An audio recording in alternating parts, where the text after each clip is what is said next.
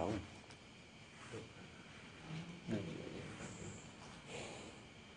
Udah.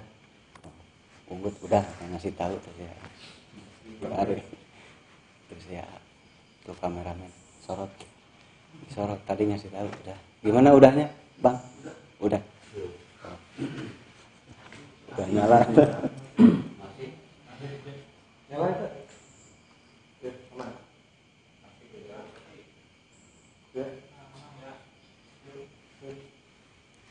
Tuh, ada kesalahan tuh. Tuh ada kesalahan. Lihatin dulu ke sana itu. Tuh, lihatin dulu itu ke sana. Udah, Bang. Udah. Tuh, ambil itu. Bang, udah, Bang. Tuh, udah, mereka lagi bangun. Biarin kita kerjain. Jadi kita pembukaan dulu. Assalamualaikum warahmatullahi wabarakatuh. Waalaikumsalam warahmatullahi wabarakatuh. Alhamdulillah kita bisa berkumpul di malam ini. Masih diberikan nikmat oleh Allah. Masih diberikan kesehatan, masih diberikan kesempatan untuk berkumpul di sini. Jadi di malam ini ini live streaming, nanti kita tanya jawab.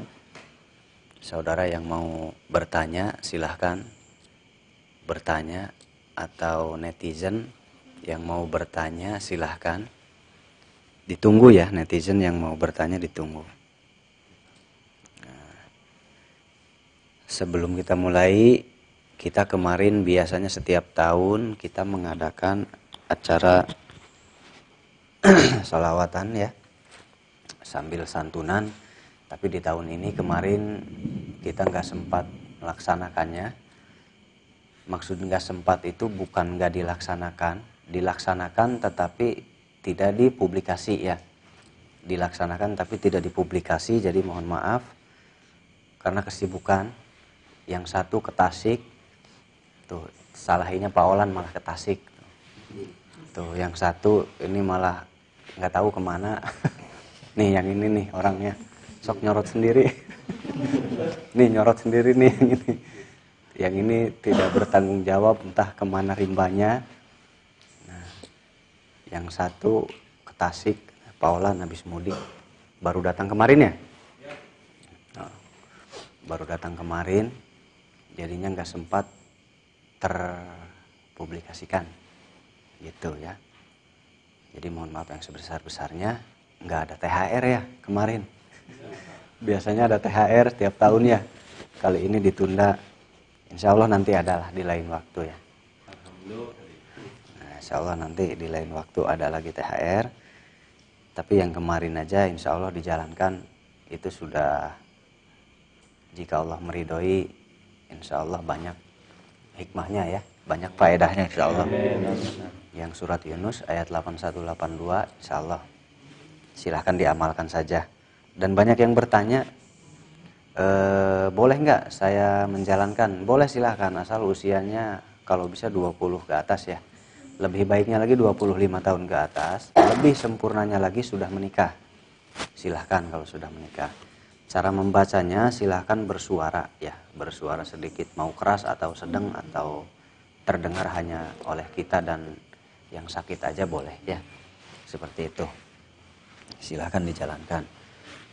Nah, ada lagi yang bertanya, saya menjalankan itu pas lagi ngeruqyah katanya kerasukan tapi nggak bisa dikeluarin katanya. Akhirnya dikeluarinya sama teman-temannya juga, jadi dikeroyok mungkin gitu ceritanya. Ya nggak apa-apa, yang penting bisa keluar dulu gitu. Mau dikeroyok mau gimana, yang penting keluar dulu. Memang kalau untuk pemula kan dijelaskan biasanya ada grogi. Nah, grogi ini yang membuat penghalang. Jadi itu wajar. Kalau untuk pemula biasanya penyakitnya adalah grogi ya. Jadi sangat wajar sekali. Nah, terkadang saya juga suka dihinggapi grogi gitu sewaktu-waktu. Itu sangat wajar sekali. Dan itu sangat sering terjadi ya untuk pemula. Jadi kalau sesering mungkin insya Allah enggak. Insya Allah kalau sering banget melakukan itu. Gitu ya. Cara mengobatinya harus sering. Jadi nekat dulu, sering dulu. Kalau sudah sering praktek, insya Allah gitu nanti akan terbiasa dan nggak mudah gemeter. Gitu biasanya kan kalau gini yang kerasukan yang dipegang, pas gini melotot ininya, nengok biasanya kita langsung nyos aja gitu ya. Nah, ada yang merasakan itu? Sobat ngacung. Ini nih ada yang ngacung satu. Coba ditanya aja Hari, tanya. Jadi gimana Bang? Iya, pernah itu pertama kali. Agak kencang Bang. Oh masuk sok, agak kencang Bang. Kali itu nangani pasien seperti itu, gitu dikeluarin pas melihat sama kita itu ada kagetnya gitu. Agak norolog ya? Jadi langsung gimana lagi? Ciut. Ya ciut. Rai aja ya. Kayak mau apa ya gitu. Kayak mau sesuatu ya. Ngerti nggak mau sesuatu maksudnya? Siapa lagi yang ngalamin? Ini nggak ada sih ya orang-orangnya pada nggak. Kemarin ya kumpul semua. Kemarin yang dari Kerawang kumpul, yang dari Bekasi kumpul. Oh ya, mohon maaf ya kemarin untuk yang dari Kerawang, mohon maaf yang sebesar-besarnya. Soalnya kemarin kebetulan bentrok waktunya saya ke Cirebon. Jadi mohon maaf untuk Ustadz Ilyas dan jamaahnya. Mohon maaf yang sebesar-besarnya ya. Jadi ditinggalkan dari grup Bekasi juga ditinggalkan, mohon maaf karena memang waktunya bentrok. Tapi insya Allah beliau sudah biasa ditinggalkan, jadi nggak aneh. Sudah biasa beliau datang saya nggak ada pergi, jadi udah nggak aneh. Jadi dimaklum ya. Kemarin datang banyak kan, saya ini pergi. Jadi kita ngobrol apa nih? Yang kerasukan nyorot-jod udah. Begitu pas nengok langsung kitanya Rai sambil melotot. Apalagi yang kerasukannya segede gini nih. Yang kerasukannya segede gini, Mang Bodong. Pas merongos langsung, hai langkah 1000 mundur. Nah, itu wajar ya, itu wajar sekali. Kenapa? Karena sebetulnya segala sesuatu itu karena terbiasa, karena terlatih. Jadi kalau tidak terlatih, tidak terbiasa ya memang seperti itu. Itu manusiawi. Itu atau terkadang manusia itu ada kendala. Kendala apa? Misalkan ada jantung lemah ya. Kalau jantung lemah memang mudah kaget, itu wajar. Kalau untuk yang sehat ya itu butuh pembinaan batin, mental ya. Itu makanya saya tekankan kalau bisa sudah menikah gitu harus ada pelatihan mental dulu ya. Dan belajar ilmu gaib juga harus diperkuat dulu dengan ilmu agama. Jadi nggak boleh langsung belajar ilmu gaib. Ya bukan nggak boleh sih, itu hak Anda semua ya, silahkan aja. Itu pendirian masing-masing. Tetapi saran dari saya jika muslim perdalam dulu ilmu agama, pesantren dulu gitu. Jadi jangan langsung terjun, langsung wah terawangan gitu. Jangan, nanti dulu tenang dulu gitu. Langsung meraga sukma, langsung begini. Meraga sukma. Itu menurut saya kurang baik ya. Kurang baik. Kenapa? Intinya kurang baik gitu. Nanti juga memahami, pada akhirnya memahami gitu. Pentingnya didasari dengan ilmu agama. Jadi saya sarankan pesantren dulu. Silahkan banyak pesantren-pesantren di tempat Anda, silahkan cari. Atau mau ke daerah Cirebon silahkan. Mau kemana Cirebon banyak ya. Mau ke Gempol, di Gempol ada, di Al-Marifah. So, banyak pokoknya di mana aja banyak, silahkan. Mau ke Jawa Timur, mau ke Jawa Tengah, silahkan aja. Banyak, jadi pesantren dulu baru masuk ke belajar ilmu gaib gitu. Tapi kalau sudah dewasa, kalau tadi saya bicaranya untuk yang belum dewasa ya, 30 tahun, 25 tahun ke bawah lah, 25 tahun ke bawah. Kalau 25 ke atas, ya nanti bisa menyesuaikan situasi dan kondisi. Karena bingung juga ya kalau umur segini pesantren, terkadang bingung, terkendala situasi dan kondisi. bukan hutang ka warung. Situasi dan hutang ka warung. Biar cenah geus. Kamari cenah ieu urang tos nganjuk tempe can bayar. Jadi wajar ya dipahami. Gitu. Saya ge dulu pernah gitu. Pernah mengalami hal seperti itu. Jadi memahami kalau sudah dewasa seperti ini banyak kendala. Jadi ada cara lain gitu, untuk memperdalam ilmu kegaiban. Jadi ilmu gaib untuk apa? Nah, banyak yang bertanya, banyak yang berbeda pendapat, banyak yang berbeda pandangan, ya. Dan mereka bukan tanpa dasar berbicara itu kepada kita. Ya, ada yang beda pendapat. Mereka itu benar pendapatnya. Jadi kita juga nggak boleh menyalahkan pendapat mereka. Kenapa? Karena mereka punya dasar. Nah, menurut mereka benar. Nah, kita, menurut saya juga benar. Karena saya juga ada landasannya, ada pendapatnya. Nah, jadi yang paling benar yang mana? Ya nggak tahu, semuanya benar. Yang paling benar ya nggak tahu, gitu. Mungkin, no? Hah? Perasaan tadi udah? Hah? Tadi udah kan? Oh belum, aduh. Gitu. Nah, jadi apa tadi? Menyalahkan yang Saling menyalahkan, ya. Kalau kita saling menyalahkan, nggak ada ujungnya. Karena manusia itu nggak ada yang mau salah. Ada nggak yang mau salah? Nggak ada. Meskipun kita menyadari ya, kita tuh menyadari nih. Kita menyadari bahwa kita itu salah, tapi di dalam hati, di dalam pikiran kita mencari celah agar kesalahan kita tertutup. Siapa yang merasa? Cung, yang merasa nggak Cung? semuanya. Saya merasa nih. Kalau saya merasa sekali. Jadi kesalahan kita itu selalu ingin ditutupi. Gitu, selalu mencari celah. Kalau udah mentok, oh iya saya lupa. Iya. Nah itu bagus, berarti mengakui kesalahannya. Gitu ya, karena punya dasar dan landasan masing-masing. Kalau ilmu gaib menurut saya ya, ilmu gaib itu adalah melatih apa? Melatih otak dan hati. Ilmu gaib itu melatih otak dan hati. Gitu. Kita bandingkan ilmu otak ya. Ilmu otak itu ilmu yang terlihat. Ilmu yang terlihat misal punten logika. Seperti ini, ilmu otak itu adalah ilmu logika. Seperti contohnya seperti ini, ini ada pelajaran-pelajaran ya.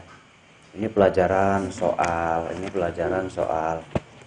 Itu diisi dengan pemikiran kita. Atau kita menghafalkannya, ini bisa dihafal dengan pemikiran kita. Kita simpan di memori otak. Lalu kita nanti menghafalnya. Ini bagian dari ilmu akal. Ya. Ilmu akal, kalau di ini sih ilmu apa? Formal ya. Nah gitu ya. Jadi ada dua. Kalau ilmu gaib itu fokusnya melatih ini hati. Ilmu gaib itu fokusnya melatih hati. Meskipun ilmu logika, ilmu akal juga tetap memakai hati. Kalau fokus dengan otak, saya jamin akan sulit mengisi. Saya berani menjamin. Oh ini lab ya? Waduh ini lab, saya berani menjamin. Saya berani menjamin kalau hanya otak saja tidak akan sampai sejauh itu. Jadi itu dibarengi dengan kerjasama antara otak dan hati, antara akal dan hati ya. Itu ada sistem kerjasama. Kenapa? Bisa sebetulnya dikerjakan langsung ya. Jika ingin merasakannya itu bisa dikerjakan langsung ketika kita mengerjakan sesuatu. Gitu. Atau ketika santri ya membaca Al-Quran kan ada yang lancar banget, ada yang kagok ya. Nah, yang kagok ini sebetulnya tidak seimbangnya antara mata, pikiran dengan hati. Dari mata kan ke pikiran dulu, ke otak dulu ya. Dari mata tuh disaring dulu ke otak. Lalu mulut juga bekerja sama. Nah, ini ada sistem motorik yang kurang sehat sebetulnya. Bukan masalah otaknya, mohon maaf ya. Bukan masalah bebel kan. Sebetulnya bukan masalah bebel banget, tetapi anak-anak yang seperti ini itu butuh perhatian khusus. Kenapa? Karena ada kelainan. Berarti kurang sehat. Gitu. Bukan berarti kurang sehat ada penyakit dalamnya ya. Maksudnya di bagian motoriknya kurang seimbang, kurang sehat normal. Dan ada yang menghafal itu cerdas luar biasa. Karena itu kesehatannya benar-benar optimal. Titik manusia jika kesehatannya optimal, insya Allah menghafal tuh cepat. Nah, kalau saya termasuk yang nggak sehat nih, menghafalnya agak ini. Nah, ada namanya ya, di medis ada namanya seperti itu. Ketika menghafal sesuatu itu agak sulit. Nah, untuk Anda yang di medis tahu jawabannya ya, ada namanya gitu. Jadi tidak seimbang, tidak sinkron ketika membaca. Bukan hanya santri, mungkin para siswa pelajar juga ada yang membacanya suka agak lama. Nah, kita tanya ke Pak Guru, ada murid seperti itu Pak Guru? Pasti ada, setiap ada ya? Ada. Setiap kelas pasti ada. Nah, itu jawabannya adalah dia tidak seimbang, tidak sinkron antara mulut, mata, pikiran, dan hati. Nah, kenapa saya bilang otak selalu bekerja sama dengan hati? Ketika mata melihat, otak menyaring huruf, mulut mengucapkan. Jika kita dewasa sekarang saat ini, jika ingin meneliti, silahkan membaca dengan cepat dan Anda memakai perasaan yang betul-betul konsentrasi ya. Anda akan tersendat jika di bagian hati Anda ada sedikit tekanan. Di sedikit hati Anda ada tekanan, bahkan kalau diperluas, ini nyambung ke dubur kita, ke dubur ya. Dubur itu apa ya? Kalau disebutin kasar banget. Dubur ya, ke dubur manusia itu ada sedikit tekanan. Coba pakainya perasaan ya, saat membaca kencang atau membaca ajalah istilahnya. Bagi yang kurang aja, bagi yang kurang bisa membaca cepat, mungkin bisa Anda rasakan di dalam tubuh Anda saat membaca cepat, rasanya akan mengalami sedikit tersendat di hati dan akan nyambung ke dubur. Itu kenapa? Karena itu kembali tidak sinkron, bagian tubuh syaratnya nggak sinkron. Nah, silakan memakai perasaan, boleh dibuktikan. Nah, jadi itu sebetulnya untuk kita, khususnya untuk Pak Guru, kalau ada anak-anak kita atau siswa kita yang seperti itu ada penanganan khusus ya. Ada penanganan khusus karena termasuknya ini ada yang nggak sehat di bagian tubuhnya. Itu. Jadi bukan masalah bebel dan lain-lain, bukan. Sebetulnya butuh penanganan khusus aja. Gitu. Karena ada yang encer menghafal, ada yang nggak encer menghafal, itu karena ada kelainan di situ. Dan ada yang ahli menciptakan yang baru yang belum pernah ada. Nah, jadi ada satu golongan yang mudah menghafal. Menghafal itu berarti yang sudah ada ya, yang sudah ada dihafalkan itu luar biasa cepat. Nah, ini ada manusia yang seperti ini. Ada lagi manusia dia menghafal itu sulit. Nah, ini pasti di antara saudara di sana banyak ya, banyak. Untuk menghafal sulit, tapi untuk membuat terobosan yang terbaru dan teruji dan kualitasnya bagus, ada yang merasa ya. Nah, nanti kalau ada yang merasa komen aja. Merasa menghafal sulit, tetapi menciptakan sesuatu yang baru itu dirasa mudah dan sangat mudah. Nah, tetapi untuk para penghafal itu akan merasa kesulitan menciptakan sesuatu yang baru yang belum pernah ada.